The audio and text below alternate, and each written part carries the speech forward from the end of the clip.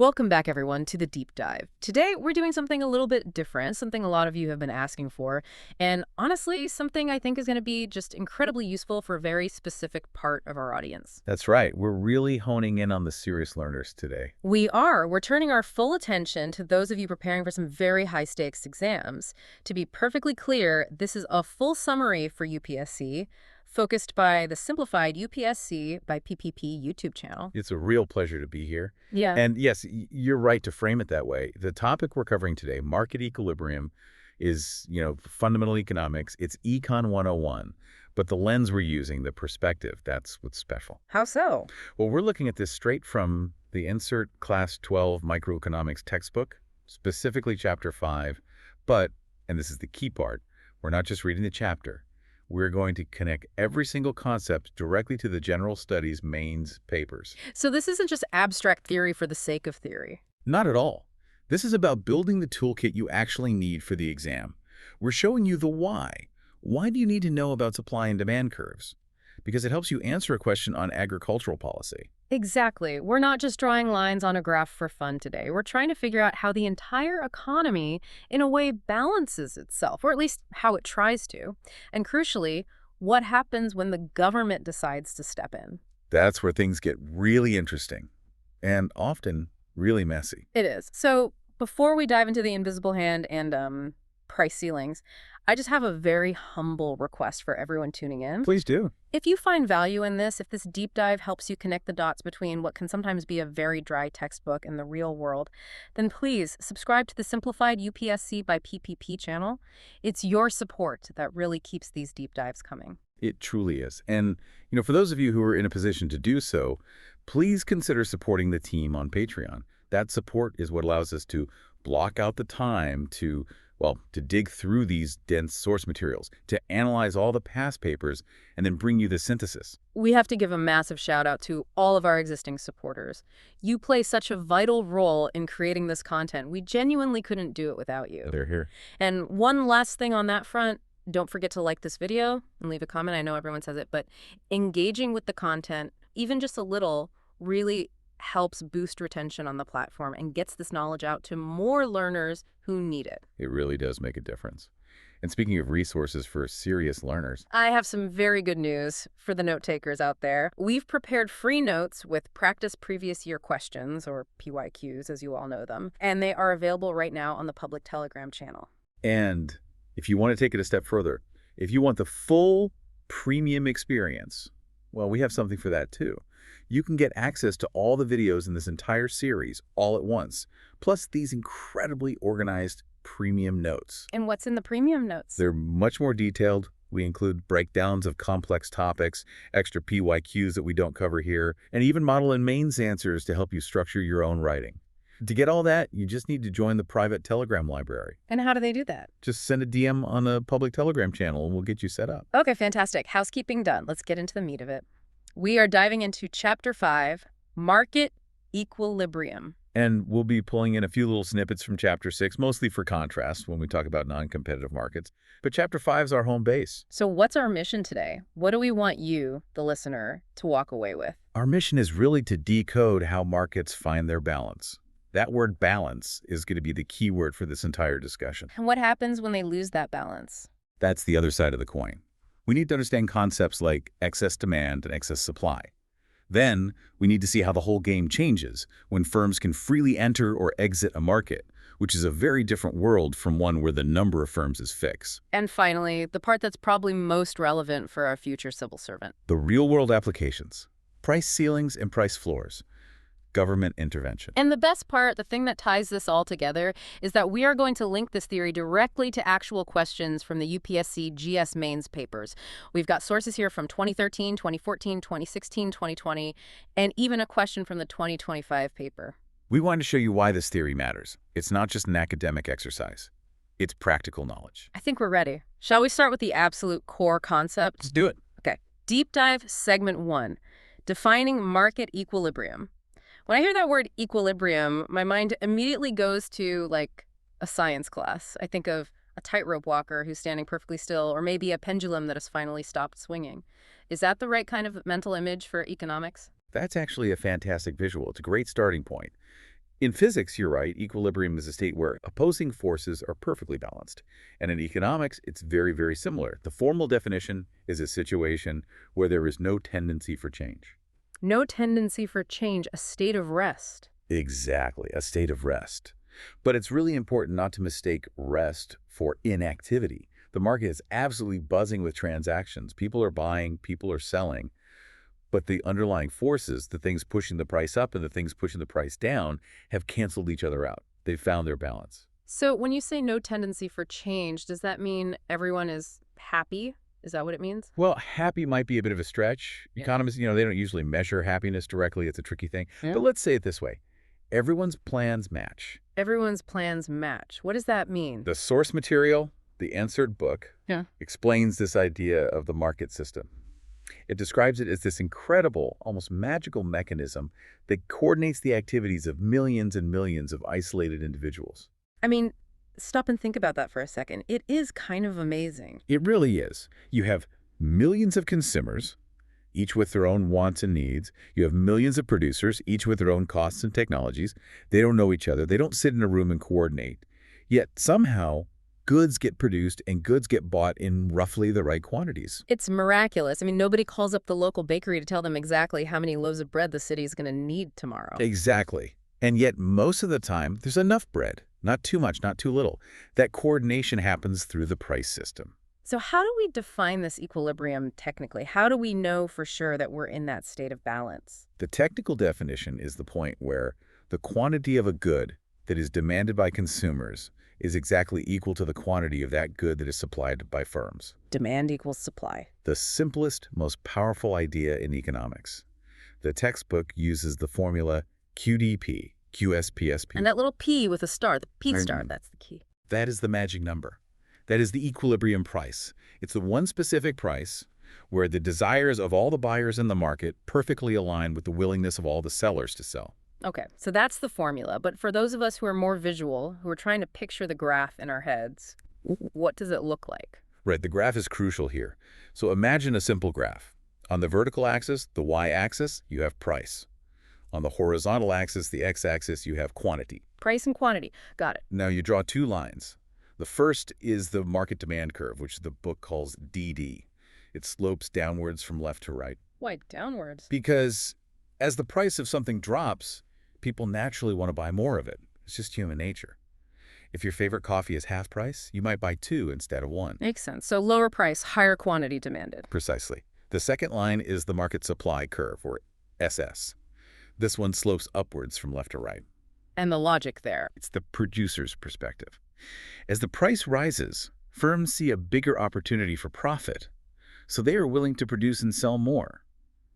A higher price is an incentive to increase supply. Okay, so we have a downward sloping demand curve and an upward sloping supply curve on our graph. And the point where those two lines cross, that single intersection, that is market equilibrium. So that's the spot. And if you draw a line from that spot over to the price axis, that's our P star. That's your equilibrium price. And if you draw a line down to the quantity axis, that's your equilibrium quantity, tauersony. Meaning at that specific price, the amount of stuff firms want to sell is exactly to the unit, the amount of stuff people want to buy. Exactly. The market clears. That's the technical term you'll see, market clearing. Yeah. There's no unsold stock left in the warehouses gathering dust, and there are no frustrated customers going home empty-handed because the shelves are bare. It's a perfect match. Now, you mentioned the market system coordinates this without a central planner. This brings us to the big name in the room, doesn't it? Adam Smith. Yes. You can't talk about this without talking about Adam Smith, the father of modern economics, writing way back in the 1700s. He's the one who coined that unforgettable phrase, the invisible hand. The invisible hand. The NCERT text highlights this specifically, right? It does. It says the invisible hand is the force that automatically pushes the market back towards this equilibrium, back to this balance. I've always loved that concept. It's so powerful. It's like the market has a self-correcting autopilot. But how does it actually work? I mean, it's not really invisible, is it? There must be a mechanism. If we aren't at that perfect intersection point, if the price is wrong, how does the hand actually push us back there? That is the perfect question, and takes us straight into our second segment, out of equilibrium behavior. This is really the story of how the market fixes itself. And you're right, it's not magic. It's a rigorous, predictable mechanism based entirely on human incentives. Okay, let's unpack this. Let's create a scenario. Suppose the price is wrong. Let's start with a price that's lower than the equilibrium price. So let's say the equilibrium price for a widget is 100 rupees, but for some reason, maybe a mistake in government policy or just a pricing error, it's selling for only 50 rupees. What happens next? Okay, great example. So the price is 50, which is well below the equilibrium of 100. The first thing that happens is consumers react. They look at that 50 rupee price tag and they say, wow, what a great deal. I'll take 10. So demand goes through the roof. Demand is very, very high. But now, think about the producers. They look at that same 50 rupee price and they say, I can't make a decent profit at that level, or at that price, I'd rather use my factory to make something else that's more profitable. So they produce less. Some might even stop producing altogether. So you have sky-high demand meeting very low supply. Precisely. This creates a situation that economists call excess demand. In plain English, you have a shortage. A shortage. Okay, so we've broken the equilibrium, the store shelves are empty, consumers are clamoring to get this product. How does the invisible hand step in and fix this mess? It's not a hand, really. It's competition. It's competition among the consumers themselves. What do you mean? Well, imagine there are 10 people who desperately want this widget, but there's only one left on the shelf. One of them might say to the shopkeeper, look, I'll pay you 60 rupees for it. Another one overhears and says, I'll pay you 70. The consumers themselves start bidding up the price because the item is so scarce. Ah, I see. They compete with each other, and that's what drives the price up. Exactly. And as that price starts to rise from 50 towards 60, 70, 80, two things happen at the same time. First, as the price gets higher, some of those buyers who wanted 10 will say, okay, at 80 rupees, maybe I only want 2. The quantity demanded starts to shrink back along the demand curve. In the producers. The producers see the price rising, and their eyes light up. They hear that the price is now 80 rupees, and they think, hey, there's good money to be made here again. So they ramp up production. The quantity supplied increases. So it's like a pincer movement. The price rises, which pushes demand down and pulls supply up, and they move towards each other. Until they meet again, right in the middle, at that original equilibrium price of 100 rupees. The market price rises until the shortage is completely eliminated. The system has corrected itself. And the same logic works in reverse. The exact same logic, just flipped. Let's walk through it. Scenario B. The price is above equilibrium. Let's say our 100 rupee widgets are now priced, for some reason, at 150 rupees. Okay, so now producers are ecstatic. They see those 150 rupee signs, and they think it's a gold rush. They crank up their factories to full capacity, flood the market with goods, because the price is so attractively high. But the consumers. The consumer can walk into the store, see the 150 rupee price tag, and they walk right back out. They say, that's way too expensive. I'm not buying at that price. Yeah. So demand plummets. So now we have the opposite problem. High supply, low demand. This is excess supply. Correct. Or a surplus. You have warehouses full of unsold inventory just piling up. And that's a nightmare for any business. It's a total nightmare. That unsold stock costs you money to store, it ties up your capital, and it might become obsolete. So what do businesses do when they have too much stock they can't sell? They have a sale. They have a sale. They slash prices. They cut the price from 150 down to 130, then 120 to try and clear that stock. And as the price falls, two things happen. Consumers see the lower price and start buying again, so demand rises. And some producers, seeing the price fall, cut back on production because it's not as profitable anymore. And once again, demand and supply slide along their curves until they meet back at the 100 rupee equilibrium. Right back where they started. Yeah. It truly is a rigorous, self-correcting mechanism. No central planner is needed to call up the factories and say, produce less or cut your prices. The incentives embedded in the price do all the work. But this all assumes that the underlying conditions, those demand and supply curves themselves, stay put. And we know the real world is constantly changing. What happens when the whole situation shifts? This is a crucial part of the chapter, and it's called the impact of shifts, still assuming a fixed number of firms. Let's say, for example, a new study comes out saying that widgets are incredibly good for your health. Okay, so everyone suddenly wants more widgets. Exactly. At every single price point, people now want to buy more widgets than they did before. This means the entire demand curve shifts to the right. Right, so the whole line moves. What does that do to our equilibrium? At the old price of 100 rupees, we now have a problem, don't we? We certainly do. At that old price, we suddenly have excess demand. The old supply isn't enough to meet this new, higher level of desire from consumers. And as we just discussed, excess demand puts upward pressure on the price. Correct. Consumers bid up the price. The market moves to find a new balancing point, and this new equilibrium will have a higher price and also a higher quantity being sold. That makes intuitive sense. People want it more, so they're willing to pay more for it, and firms respond by making more of it. Simple enough. What about a shift in supply? Let's say, for example, the cost of the raw materials needed to make widgets doubles overnight. Okay, a classic supply shock. If input costs rise, it becomes more expensive for firms to produce. So every single price, they're willing to supply less than before. The entire supply curve shifts to the left. And at the old price of 100 rupees, that creates A shortage, excess demand again, because supply has shrunk, but demand hasn't changed. So prices must rise to find a new equilibrium. Yes, the price will definitely rise. But notice the crucial difference here. As the price rises this time, consumers, who are facing that higher price, buy less. So a leftward shift in the supply curve leads to a new equilibrium with a higher price, but a lower quantity. Okay, that is a really key takeaway for anyone studying this. Let me see if I've got it straight. When the demand curve shifts, price and quantity move in the same direction. Perfect. But when the supply curve shifts, price and quantity move in opposite directions. You've absolutely nailed it. That's the core rule. And this isn't just, abstract geometry for an exam. This is the fundamental logic that helps you understand headlines in the newspaper every single day. And it's the foundation for answering those general studies questions. Which brings us perfectly to our next segment, Segment 3, PYQ linkage. We promised we would connect this theory directly to the exam. We did. And it's so important because, the sources you gave me include several GS Mains papers. Now, in the GS papers, they are almost never going to ask you to draw the supply and demand graph for equilibrium.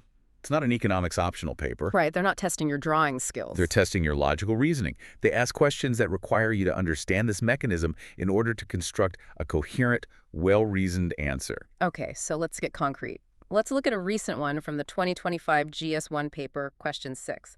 The question asks about the ecological and economic benefits of solar energy. How does our discussion apply here? This is a classic textbook supply shift story. Just think about what has happened in the solar energy sector over the last 10 or 15 years. You've had massive technological advancements, making solar panels much more efficient.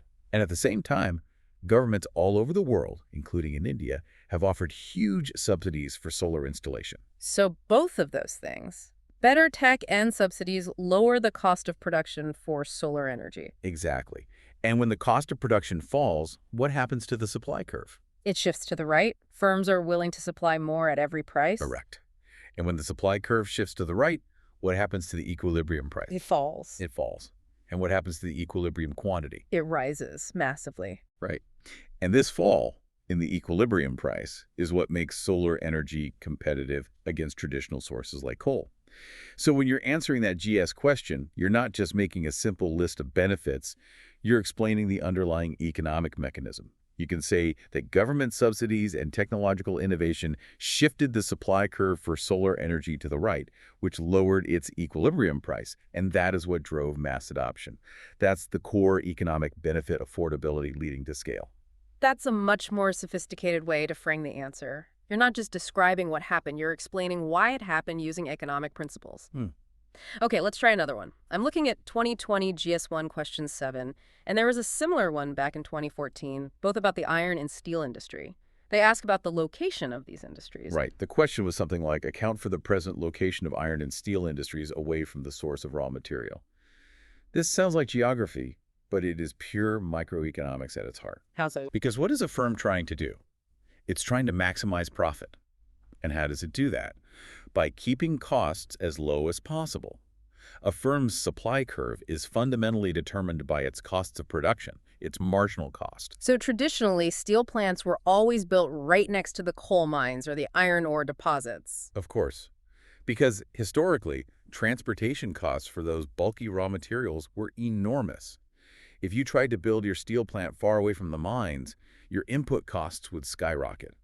That would shift your firm's supply curve to the left, making your final steel price completely uncompetitive. You'd go out of business. But the question is interesting because it asks why they are now moving away from the raw materials. Because the variables in the cost equation have shifted. New technologies, like electric arc furnaces, have become more common. These furnaces primarily use scrap steel as their input, not raw iron ore. Ah, so they don't need to be near an iron ore mine anymore. They don't. They need to be near a good source of electricity and, crucially, near the big cities and industrial centers where all the scrap steel is generated. So the logic is flipped.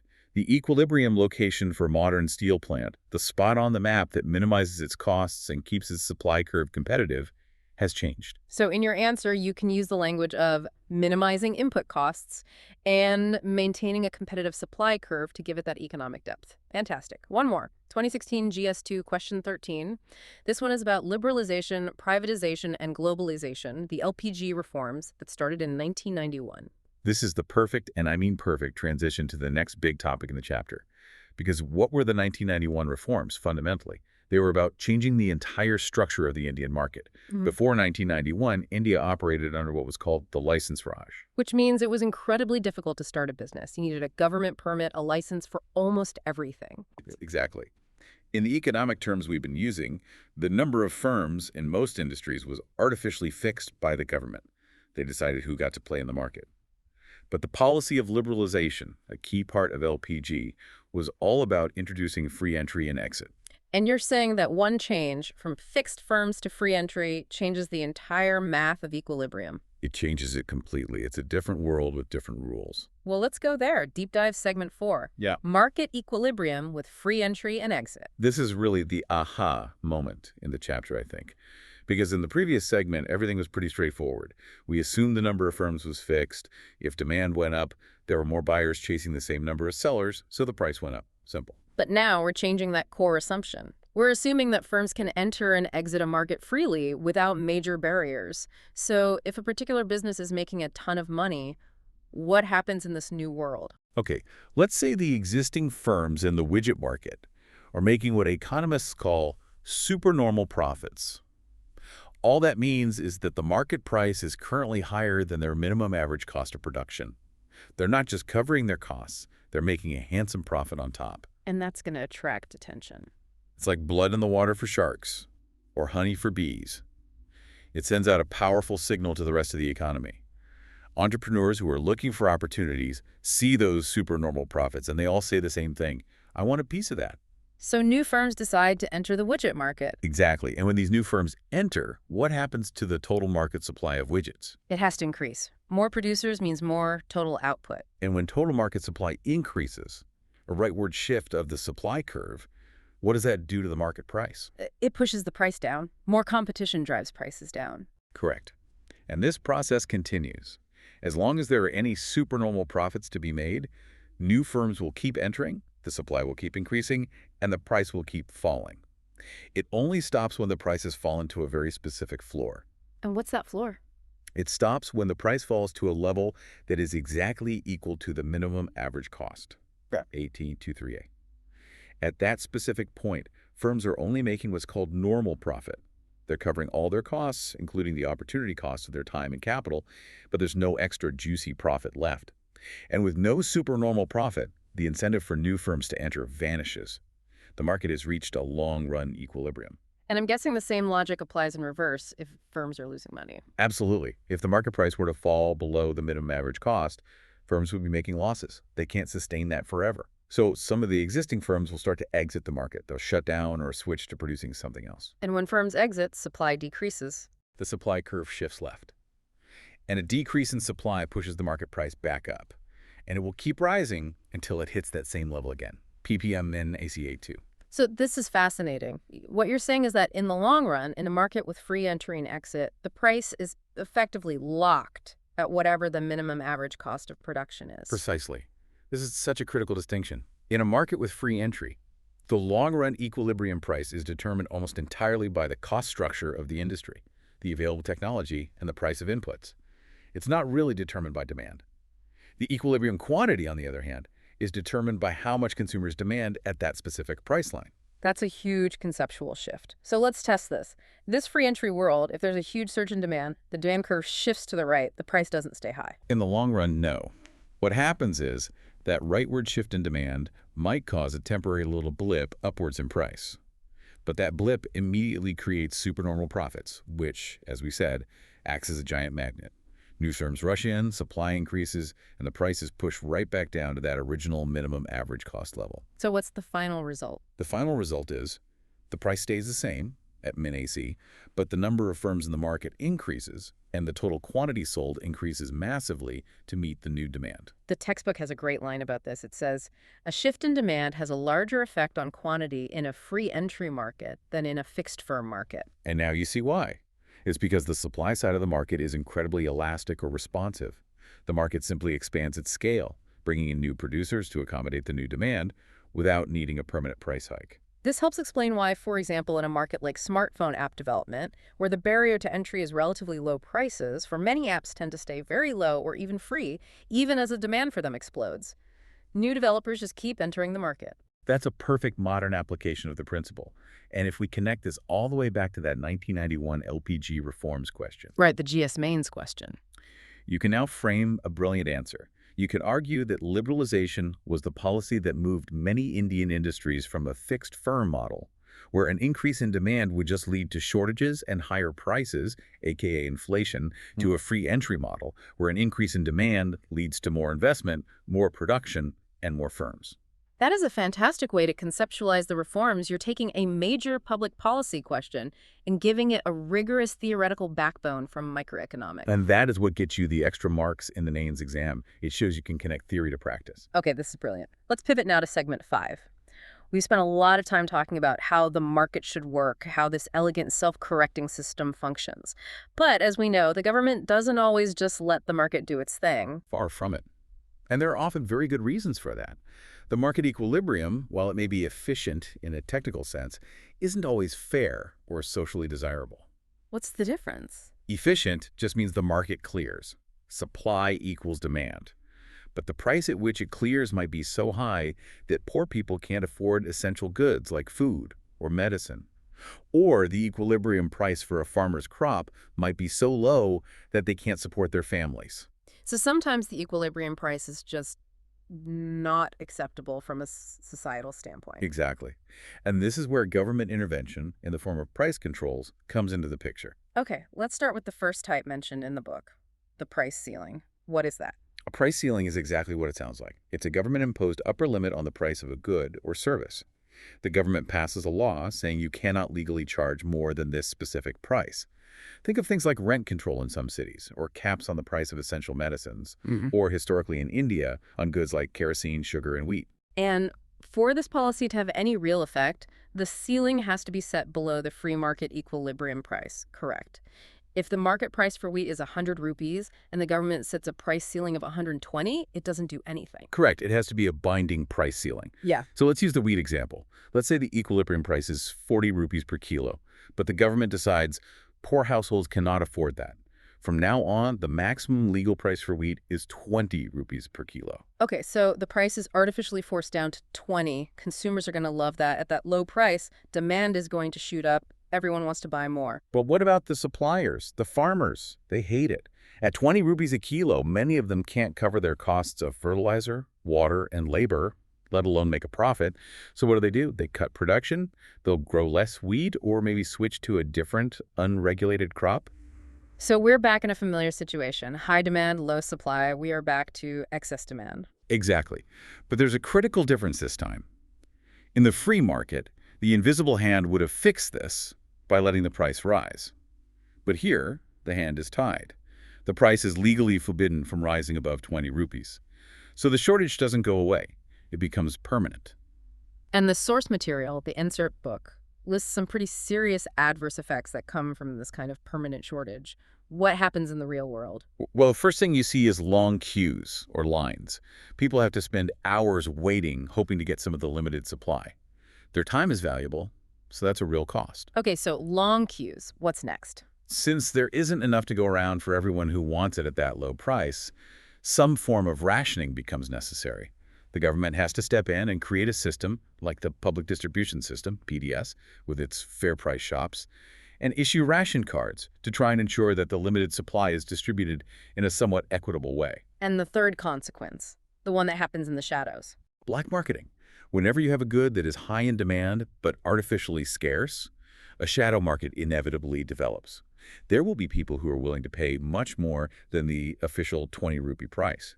So some of the supply gets diverted illegally and is sold under the table at a price that can be even higher than the original free market equilibrium price. This connects so directly to another one of our GS questions. The 2016 GS2 paper, question 16, it asks about inequality and the paradox of poverty in a nation rich in resources. Yes, that's a deep philosophical question, but price controls are a very concrete part of the policy discussion around it. The price ceiling is a tool mentioned right here in the NCERT book as a way to address poverty and affordability. But, as our deep dive analysis shows, it's a tool with very dangerous side effects. How so? If you impose a price ceiling, but you don't have the massive, efficient, and non-corrupt state infrastructure to manage the rationing system effectively, The PDS system, for example. then the policy can backfire spectacularly. The goods can disappear from the legal market and move entirely into the black market, where they are sold at exorbitant prices. In that scenario, the poor, the very people the policy was designed to help, end up even worse off. They can't get it at the low official price, and they certainly can't afford the high black market price. So it's a classic double-edged sword. The policy idea, the price ceiling, is just one part of the equation. You need the state capacity, the infrastructure like ration shops, to actually make it work. That's a perfect summary of the challenge. Okay, now let's flip the entire concept on its head. Let's talk about the price floor. This is the exact opposite. A price floor is a government-imposed lower limit on a price. The government passes a law saying you cannot legally pay less than this specific price. And the two most famous examples of this? The minimum support price, MSP, for agricultural crops, and the minimum wage for labor. And again, for this to have any effect, the floor has to be set above the free market equilibrium price. If the market is already paying farmers 100 rupees, a price floor of 80 is irrelevant. Correct. It has to be binding. So let's say the government decrees that the minimum price for wheat must be 150 rupees, even though the market equilibrium is only 100. Okay, so at this artificially high price, the producers, the farmers in this case, are thrilled. They have a huge incentive to produce as much wheat as they possibly can, so supply increases. But the buyers, the private flour mills, the food processing companies, they demand less. At 150 rupees, wheat is too expensive for them, so they'll buy less or look for alternatives. So now we have supply being much higher than demand. We have created excess supply or a surplus. Precisely. And in the labor market, when you set a minimum wage above the equilibrium wage, that surplus of labor has a very sad and familiar name: unemployment. You have more people who are willing to work at that higher minimum wage than there are jobs available from employers at that rate. And what happens in agriculture with this massive surplus of wheat? Well, the private market won't buy it at that high MSP. So to prevent the price from crashing back down to the equilibrium level, the government must step in. It is obligated to buy this entire surplus from the farmers. This is the process we call procurement. And this links perfectly to the 2014 GS1 question 22 and also themes from the 2020 GS3 paper, which often talk about the Green Revolution and its consequences. Absolutely. The 2014 question asks why the Green Revolution largely bypassed the eastern region of India despite it having fertile soil and abundant water. While that's a complex question, we can understand what made it succeed in the Northwest in Punjab, Haryana, by looking at this price floor mechanism. So the MSP was the driver. It was the core incentive structure. The government guaranteed a high MSP, which provided a secure, profitable market for farmers. This encouraged them to take the risk and invest in the new Green Revolution technologies: high-yield seeds, fertilizers, irrigation. This shifted their supply curve way out to the right, and they produced a massive surplus. So the surplus wasn't an unfortunate side effect. It was the intended economic result of a price floor policy. Correct. The government's plan was to absorb that surplus through procurement and use it to build a buffer stock for national food security and to feed the PDS. But as we see in the policy debates raging today, maintaining a price floor that consistently generates massive surpluses creates a huge fiscal burden on the state. You have enormous procurement costs and massive costs for storing all that grain in FCI go-downs. So it's another classic case of solving one very important problem, which was food security, but in the process, creating another set of problems like fiscal strain and the challenges of managing huge stockpiles. That is the soul of economics. There are no perfect solutions. There are only trade-offs. It really highlights that. Okay, before we wrap everything up, we should probably briefly touch on our final segment, segment 6, non-competitive markets. You mentioned we had some snippets from Chapter 6 in our sources. Yes, just for a quick but important contrast. Everything we've discussed up to this point, Yeah. equilibrium, price controls, free entry, it all takes place under the assumption of what economists call perfect competition. Which means? Lots and lots of small firms, all selling an identical product. No single firm has any power to influence the market price. They're all price takers. But Chapter 6 introduces the other end of the spectrum, the monopoly. The single seller, the sole producer of a good with no close substitutes. In a monopoly, the firm is the industry. And how does that change their behavior? Well, unlike a competitive firm, a monopolist is a price maker. They face the entire downward-sloping market demand curve. This means that if they want to sell more of their product, they have to lower the price. And when you compare their final outcome to our perfect competition model? The theory is very clear on this. A profit-maximizing monopoly will generally produce less output and charge a higher price than a perfectly competitive industry would.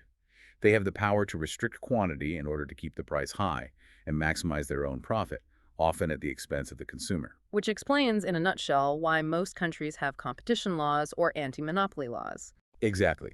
The goal of those laws is to prevent monopolies from forming or to regulate them in order to try and push the market outcome back towards that more efficient, higher quantity, lower price equilibrium that we see in the competitive model. This has been an incredibly thorough breakdown. Let's try and bring it all home. Let's summarize the key takeaways for everyone. I think we can. First, we defined equilibrium as that balancing point, the meeting of plans where quantity demanded equals quantity supplied. Q equals QS7. Then we saw that the market's adjustment mechanism is different depending on the market structure. With a fixed number of firms, it's the price that adjusts to clear the market.